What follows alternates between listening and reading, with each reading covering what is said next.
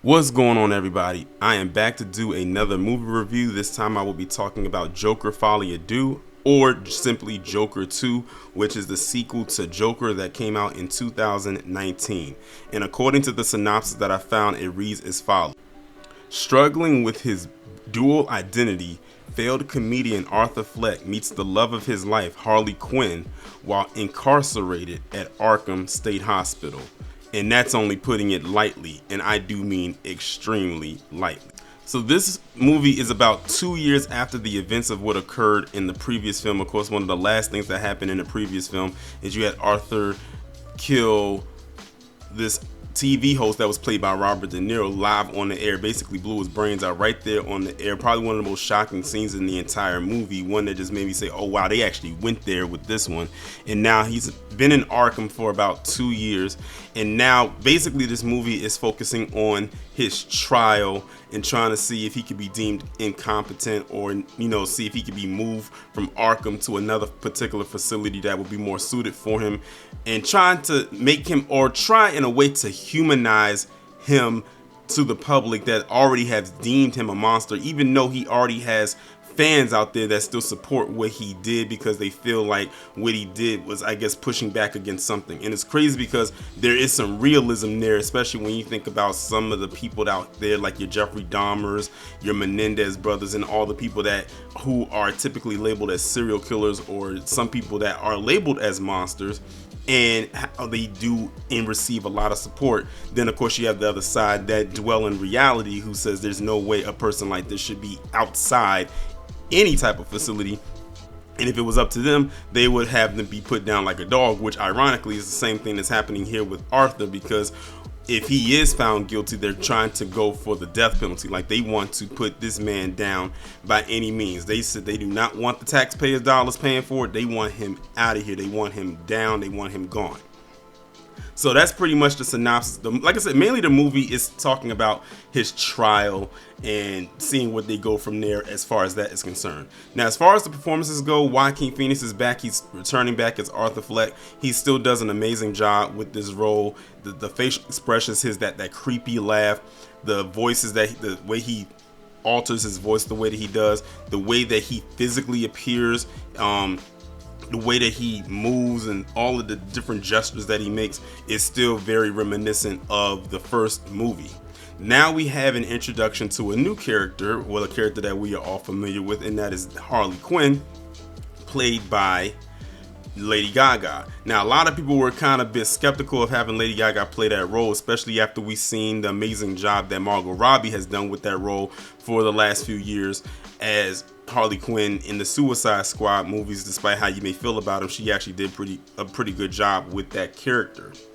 And a lot of people were worried that Lady Gaga was going to do this because, even though Lady Gaga is a good actress, it's like I don't see her as a fit to be Harley Quinn. Well, I gotta be honest with you. She did do a pretty decent job with what they did give her to do. And considering how they made this movie, which is going to go into my cons, but I'm going to go into that a little bit later, she did with what she could. I'll put it like that. I can honestly see that if this movie does get any nominations, and I can see it possibly getting some, because the first one got racked up in nominations, and of course Joaquin Phoenix did win, I could see Lady Gaga possibly, and that's a small possibly, getting some kind of a nomination for her role in this movie. And when I say small, I do mean very small, as in limited chance of it, because based on some of the things people have been saying, and even what I have to say, if they had to base it off of just the reviews alone, this movie would not get any type of nomination. I'm gonna be completely honest with you. But her addition was actually a pretty interesting one. It was good to see the chemistry that her and Joaquin Phoenix had together on screen, together as Harley Quinn and Joker, especially since we've seen so many iterations of the Joker. We've only seen one other iteration of Harley as far as live action goes, so technically she's like the second person to portray that role. And of course it's going to be different because it's not the same Harley Quinn that we're used to seeing. So she's not wearing the red and white and black outfit. She's not even wearing the outfit that Margot Robbie wore in the Suicide Squad. However, there is one part where she is kind of wearing a red, white, and black Harley Quinn outfit. I guess it's kind of a tribute to the original one, but it's not the same costume, I guess you can say. If you know what if you know, you know. The other pro that I would give this movie is the set design. The set designs, when they were going from the gritty side of what Gotham is to showing like the more bright side of Arthur's fantasy, and as far as his life as how he would want it to be, was actually very well done. I like how they depicted it. Some parts look like a television set, some of it looked like they were at like a bar or everything like that. And that's pretty much, you know, how I would expect this to be, because you're going out of reality and into fantasy, and you're jumping out of fantasy and then jumping back into reality. And some of it was so meshed together that you didn't even know if it was reality or fantasy. Now, one of the biggest questions people were asking before this movie even came out was, is Harley Quinn real? Because we know in the first movie he lived in his head a lot. He fantasized a lot, and a lot of the stuff that he saw or thought he did not do. He did the complete opposite.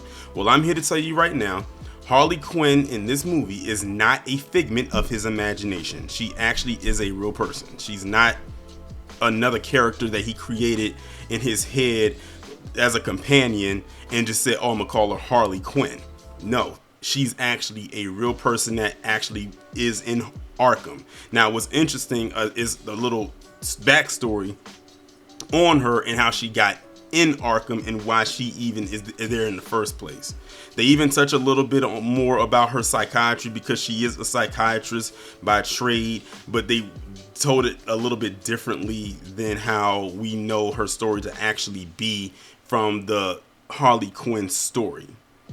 Now that I've gotten the pros out of the way, because I can't really think of anything else to label as a pro, let's get into the con. And the major con is, and I'm sure that everybody else had the same con, is actually the same con that everybody had when they announced this movie, and that is the fact that they turned it into a musical.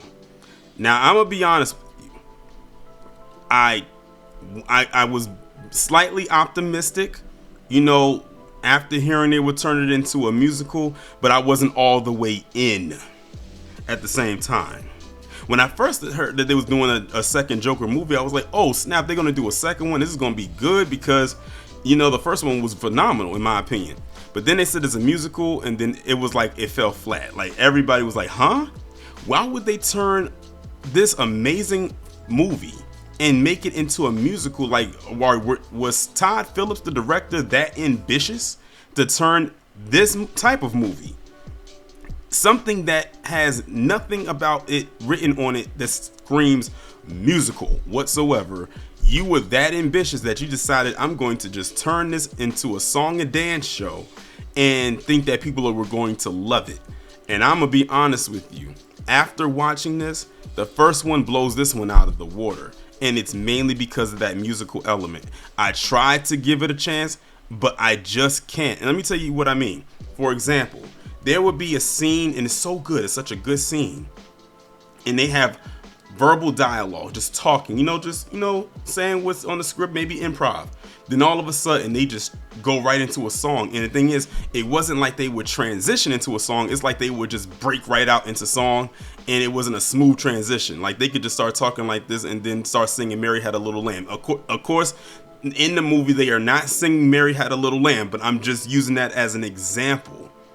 But it's I'm just gonna be honest with you, musical for this movie, it just, in my opinion, does not work. If this was a movie that was straight dialogue like the first movie was, this movie would have been great. This would have been a good follow-up sequel. But the fact that they took that and turned it into a musical, I guess to brighten it up a little bit, because I guess apparently it was too dark for the first movie to not have music there, which it did not need, and I'm glad they didn't have it and just let it be intrinsic, internal thoughts that he had, but he played it out. But I guess turn it into a musical, I don't know.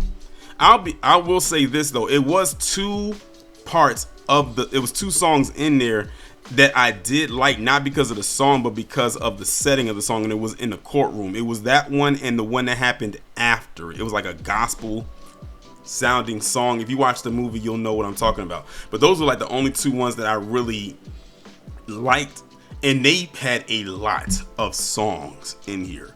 I didn't count on my hands how many songs they had, but they had well over 10 songs, probably damn near 20 songs. It was a lot of songs in there. I'm gonna be honest with you too. Anyone who is a big fan of musicals, or anyone who likes Broadway or something like that, probably wouldn't even like this. And that's saying a lot, because you know, a lot of people who have a theatrical or theater background, they live for a musical.